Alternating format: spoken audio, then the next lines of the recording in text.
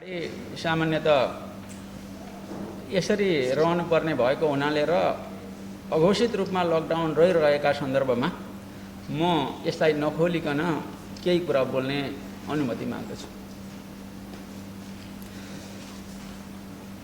व्यङ्ग्यकार हिरण राईद्वारा लिखित हास्य व्यङ्ग्य सङ्ग्रह कट्टुको तेस्रो संस्करणको प्रकाशनका अवसरमा यस ड्रिमल्यान्ड फनको सभा कक्षमा आयोजित छलफल कार्यक्रमका समादरणीय अध्यक्षज्यू, पूर्व सांसद एवं स्रष्टा समाजका अध्यक्ष, वरिष्ठ साहित्यकार समादरणीय हर्कमान तामाङज्यू,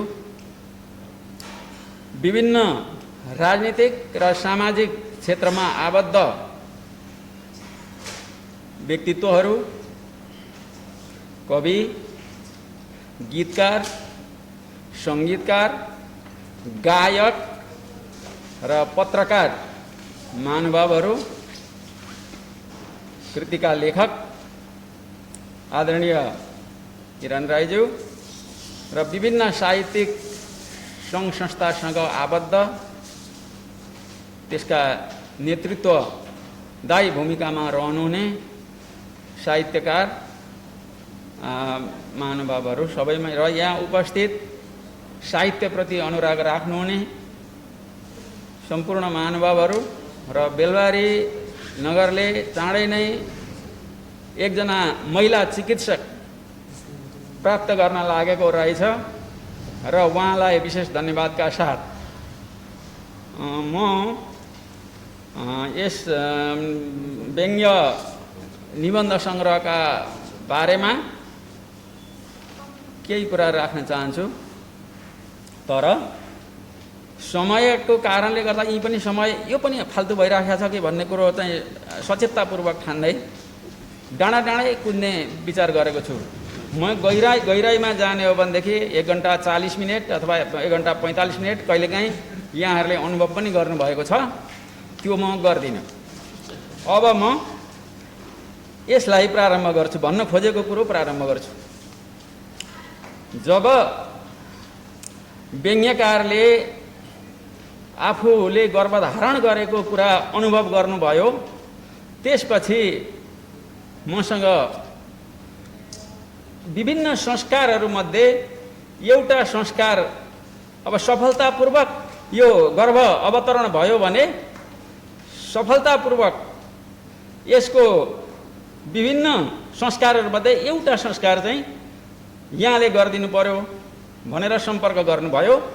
त्यतिखेर उहाँ गर्भवान हुनुहुन्थ्यो र अनि कस्तो कुरा भन्दै जाँदाखेरि अब एउटा खास कुराहरू पनि आयो। उद्घोषकको रूपमा रहनुभयो कि आदरणीय रेखा सुवेदीज्यूले भनि पनि सक्नुभयो, म त्यसलाई दोहोऱ्याउँदिनँ, आफ्नै भाषामा दोहोऱ्याउन चाहन्न। अब रहँदा बस्दाखेरि 9 महिना 10 महिना पुग्यो होला, अब त 9 महिना 10 महिना त भन्न नि हुँदैन, पुग्यो होला। त्यस पछाडि उहाँले लकडाउनको पहिलो 2077 साल असार 6 गते जब सरकारले पहिलो चरणको लकडाउनलाई खुकुलो पारेको घोषणा गर्यो, त्यस पछाडि अलिकति केही चाहिँ हामी केही एउटा समूहमा, सानो समूहमा चाहिँ हामी भेला हुन सक्छौँ भन्ने किसिमको एउटा निर्णय गरेर सायद अब सबैसँग उहाँले छलफल पनि गर्नुभयो होला र उहाँले भूमिका लेख्नुभयो 2077 साल असार 17 गतेका दिन। र त्यसको 12 दिन पछाडि भानु जयन्तीको अवसरमा मदन आश्रिति सांस्कृतिक भवन बेलबारी 1 मा यसको पहिलो संस्करणको विधिवत विमोचन भयो र त्यस दिन प्रमुख टिप्पणीकारका रूपमा रहनुभएका आदरणीय हर्कमान तामाङज्यूले त्यसका भन्न समयको पाबन्दी त्यतिखेर पनि थियो, तर त्यसलाई केस्रा केलाएर त्यहाँ आफ्ना विचारहरू राख्नु भएको थियो। अब त्यसो भएको हुनाले यो यसको केसा केसा केलाउने क्रममा म अहिले जान्न। अब जब मैले अहिले यो पछिल्लो समयमा बेलबारी अलि बाक्लो आउनु परेको अवस्था छ र त्यो बाक्लो आएका बेला इरान सरसँग भेट नभएको अवस्था छैन। बुझ्दै थिएँ। म सुन्दर हरैचा नगरपालिका निवासी व्यक्ति हुँ। बेलबारीमा आइरहँदाखेरि थाहा भयो दोस्रो संस्करण निस्क्यो र तेस्रो संस्करण निस्किने क्रममा छ। हजारको हिसाबले त एक दुईको कुरा नगरौँ, हजारै भनौँ, हजारको हिसाबले अब तेस्रो हजार यो निस्किँदैछ भन्ने किसिमको कुरा भयो। र त्यहाँ धेरै मान्छेहरूको त्यो अब एउटा खास ठाउँमा धेरै मान्छेहरूको पातलोसँगले उपस्थिति रहिरह्यो। अब मैले अनि सम्झेँ एउटा कुरा। स्वर्गीय भइसक्नुभयो जगदीश घिमिरे 2064 साल चैत 28 गते जुन 28 गते बिहिबारको दिन चाहिँ संविधान सभाको पहिलो निर्वाचन भइरहेको थियो देशमा। त्यसै दिन प्रकाशित भएको जगदीश घिमिरेको अन्तर्मनको यात्रा, त्यो किताब एकदमै चर्कित छ अरे भन्ने कुरो मैले सुन्दै गएँ। भेटिनँ। अन्तर्मनको यात्रा मलाई पढ्न मन लाग्यो तर पनि भेटिनँ। एकैचोटि अब तुरुन्तै 2-3 दिन पछाडि 65 साल लाग्यो भदौमा त्यो किताब भेटाएँ। अनि लिएँ किने। यसो हेर्छु 5औं संस्करण भन्छ। 5औं संस्करण 2064 साल चैत 28 गते चाहिँ प्रथम संस्करण निस्केको किताब।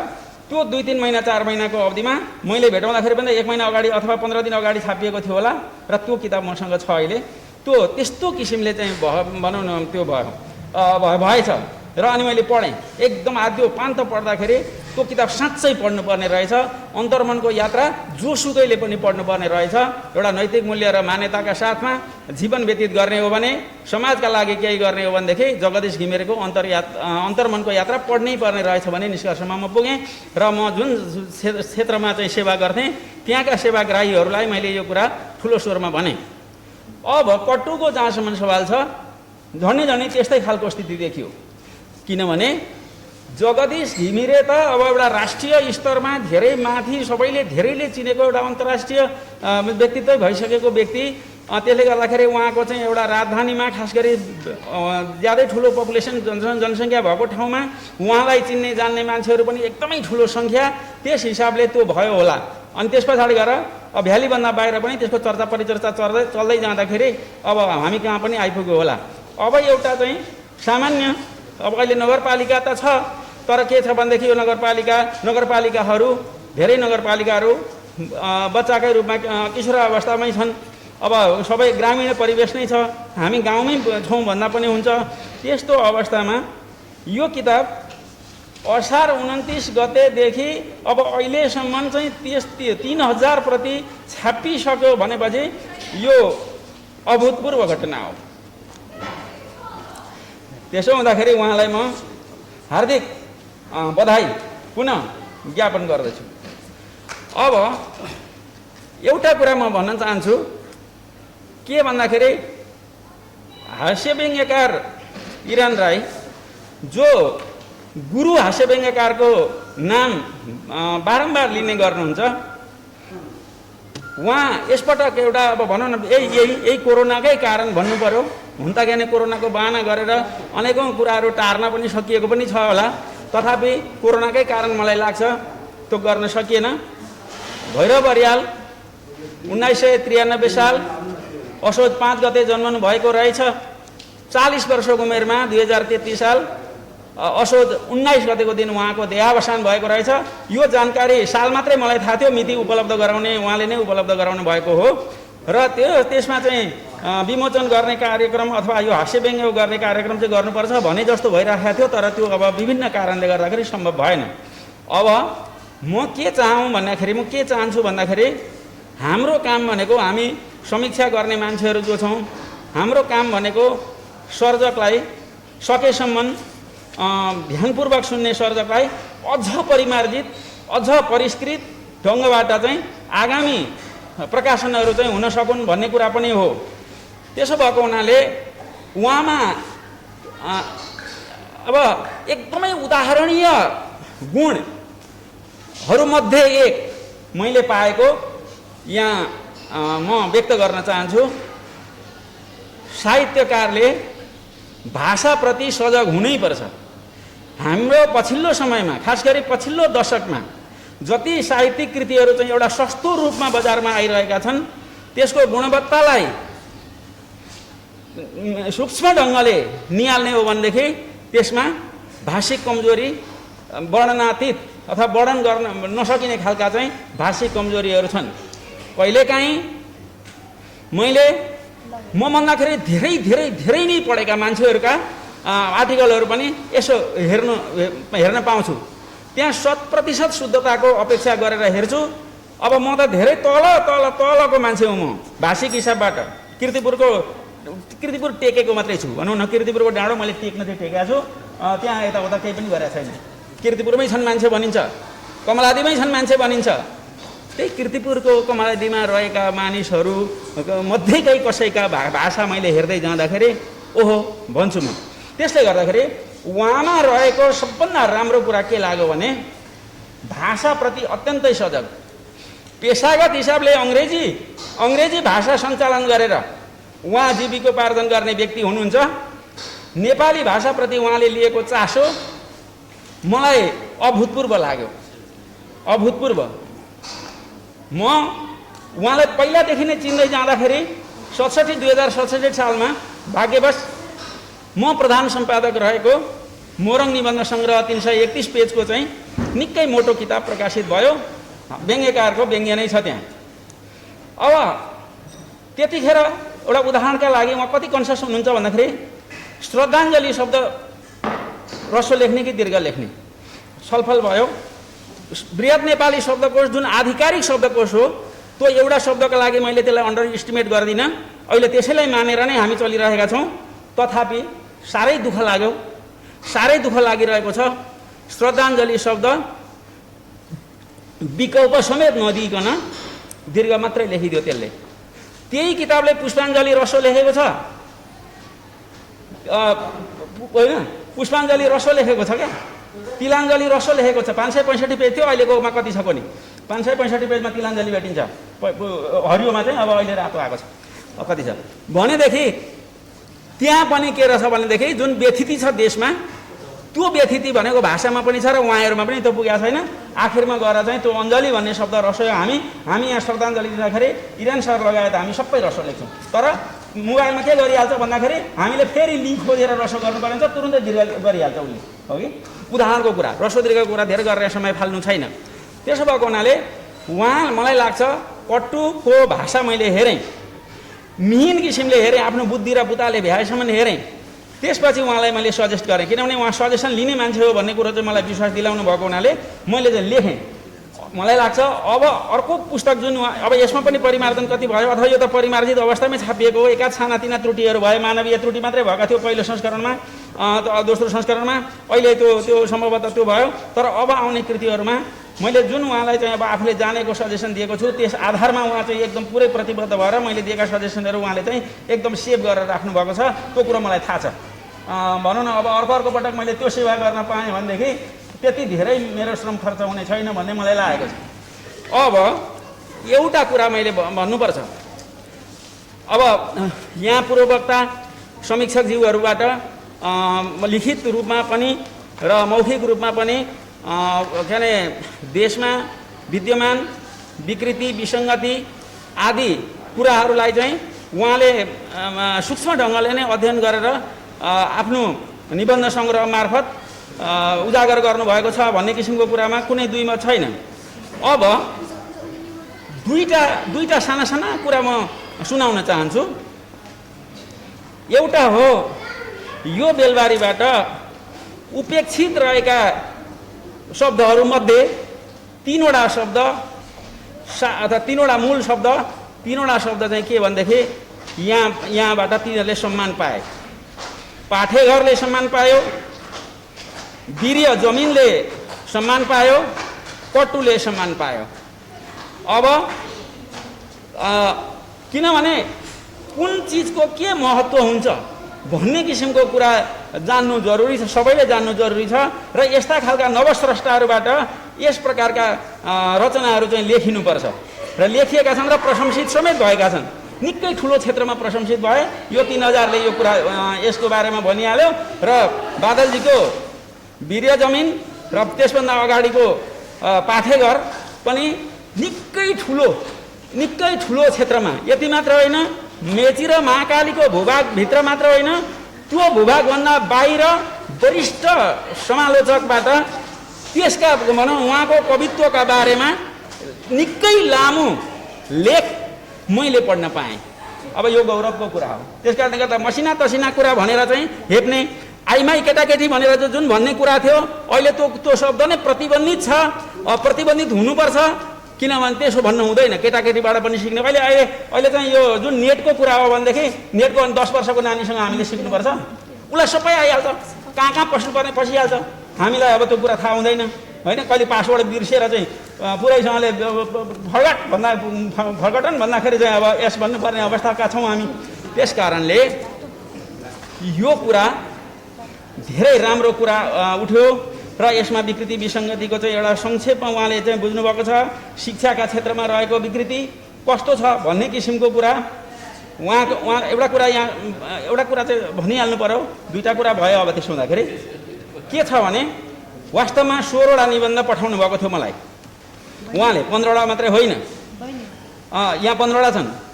अनि मैले भने एउटा तपाईँ समेत आबद्ध भएको एउटा संस्थाबाट चाहिँ एउटा सङ्ग्रह निस्किँदैछ। दसैँका लागि घाँस साँच्छौँ हामी, दसैँका लागि घाँस साँच्ने चलन छ। गाईबस्तु पाल्न छोड्यौँ, त्यो घाँस साँच्नु पर्दैन होला, तर एउटा चाहिँ साँच्नु है भन्दाखेरि उहाँले के भन्नुभयो भनेदेखि ल त्यसो भएदेखि एउटा कुन चाहिँ त्यसका लागि भन्नुहुन्छ निकाल्नु, अरू चाहिँ पठाइदिनु भन्नुभयो। त्यही अनुसार चाहिँ के भनेदेखि 15वटा यहाँ छापिए। एउटा अब तुरुन्तै 15 गतेभित्रमा, यही 15 गतेभित्रमा त्यो पनि कुनै ठाउँमा प्रकाशित हुने सम्भावना छ। शिक्षण, भिक्षण र दीक्षण भन्ने छ यो कुरा। अब अन्तिममा बधाई त बारम्बार दिने नै हो, अब बारम्बार गर्दिनँ। अब एउटा कुरा भन्छु, त्यो कुरा मेरा मनमा छ। त्यो कुरा के हो भने अहिलेसम्म इरान सरले तृतीय पुरुष दृष्टिबिन्दुको प्रयोग गरेर, म यस कुरालाई स्पष्ट गर्न पनि चाहन्छु, तृतीय पुरुष दृष्टिबिन्दुको प्रयोग गरेर आफ्ना व्यङ्ग्य निबन्धहरू लेख्नु भएको छ। केही मात्रामा मात्रै, बरु त्यही शिक्षण, भिक्षण र दीक्षणको अन्तिम प्याराग्राफमा प्रथम पुरुष दृष्टिबिन्दु परेको छ।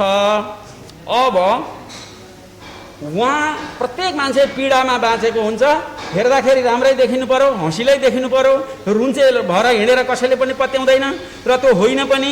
जस्तो पीडा खपेर पनि मान्छे के गर्छ भनेदेखि आफूलाई चाहिँ एउटा स्मार्ट रूपमा नै अरूका अगाडि देखाउँछ, तर उसको अन्तर पीडा भनेको खपिन सक्नुहुन्छ।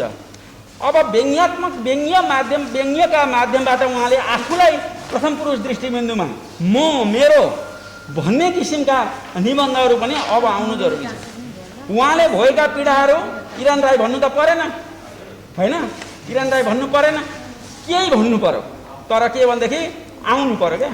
अब त्यसो हुनाले काउकुती, जयभुँडी, गलबन्दी, इतिश्री, दशावतार, टेढो ऐना र राजीनामा सम्म आयो र म इरान सर लगायत सम्पूर्ण यहाँ उपस्थित महानुभावहरूमा कमसेकम भैरव बरियालको पीडा कति ठुलो रहेछ भन्ने कुरो चाहिँ भर्खरै मञ्जरी प्रकाशनले प्रकाशन गरेको भैरव बरियालको राजीनामा भन्ने हास्य निबन्ध सङ्ग्रह छ। त्यो अन्तिममा छ, त्यो सानो किताब हो, थोरै मूल्यको किताब हो। त्यो किताब हेर्नु होला, मान्छे कसरी पीडामा बाँचेको हुन्छ भन्ने किसिमको कुरो चाहिँ त्यसले चाहिँ देखाउँछ। र सरलाई त्यता पनि आउनका लागि म गर्छु। र बस्ने बेलामा म के भन्छु भने अब सर अनुप्रासतिर जानुपर्छ। अबका सरका निबन्धहरू यत्तिको आफूलाई उचालिसकेको व्यक्तिले, लेखकले अब अनुप्रासतिर जानुपर्छ। मैले पढेँ एउटा वाक्य, सरको होइन, दारिद्र्यको दर्दमा दबिएको दिलभित्र देशको दयनीय दशा पाइन्छ भनेर कुनै बेला पढेँ। हजारौँ पटक मैले कक्षामा कुनै न कुनै रूप बनाएर चाहिँ भने, धेरैभन्दा धेरैले यो कुरा सुने। त्यो चाहिँ चुडानाथ भट्टराईले तरुण तपसीको विश्लेषण गर्दा लेख्नु भएको रहेछ।